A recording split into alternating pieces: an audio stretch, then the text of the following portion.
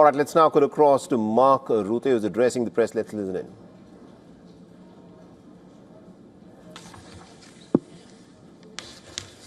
Lorne Cook from the Associated Press. You said again today that NATO is stronger than it's ever been, and when I read the document, I feel there's like this collective, there's kind of a dissonance between what we see in the world and what we have to say about NATO. We've got an ally that had its designs on Greenland.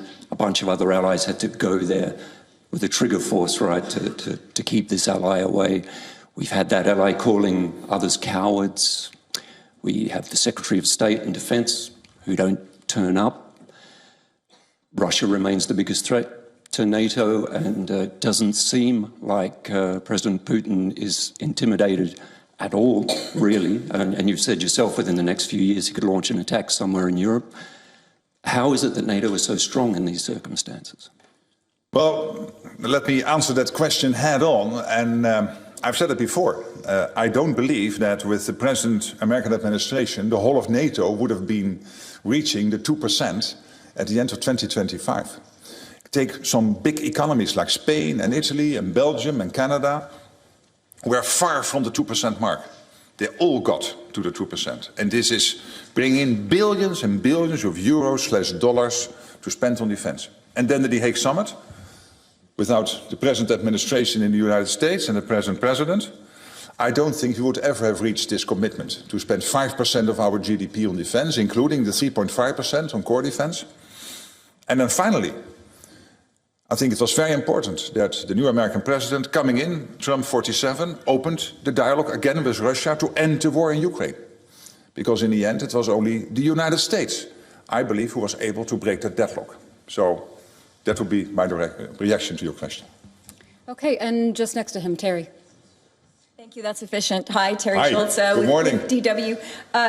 Just to follow up a little bit on Lorne, you wouldn't have the higher defense spending, but you also wouldn't have had the insecurity that many European countries felt by the threat of one ally to attack another.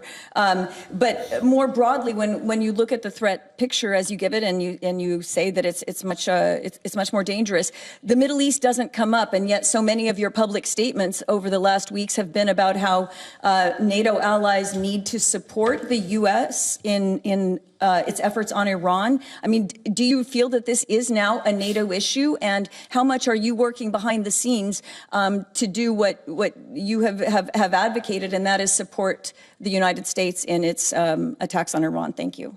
Thank you for that question. And this is not new. The alliance, NATO, has for some time been clear, even before I became Secretary General, that Iran cannot possess a nuclear weapon. And NATO has also long recognized the threat Iran's missile program posed to allies and their interests. And what the United States is currently doing is degrading those capabilities, both the nuclear and the missile. And take as an example what happened with Diego Garcia, the UK-US base, which was targeted by a missile which therefore could reach 4,000 kilometers.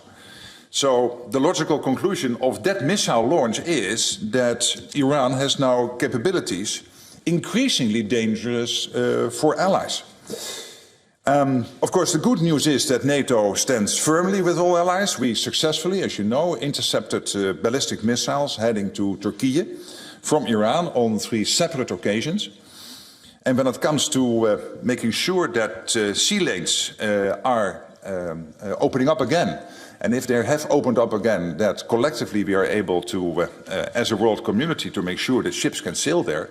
We have now 30 countries coming together, many from NATO, but also Japan and Korea, Australia and New Zealand and Bahrain and the UAE, but most of them from NATO, to discuss and then implement the question of the what, the where and the when it comes to making sure that these sea lanes stay open. Okay, let's come over here. Second row, BBC.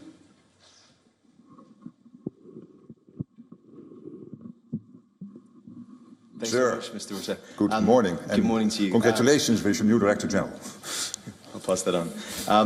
The first question is on Iran. You told our partners at CBS News that President Trump is doing this to make the whole world safe.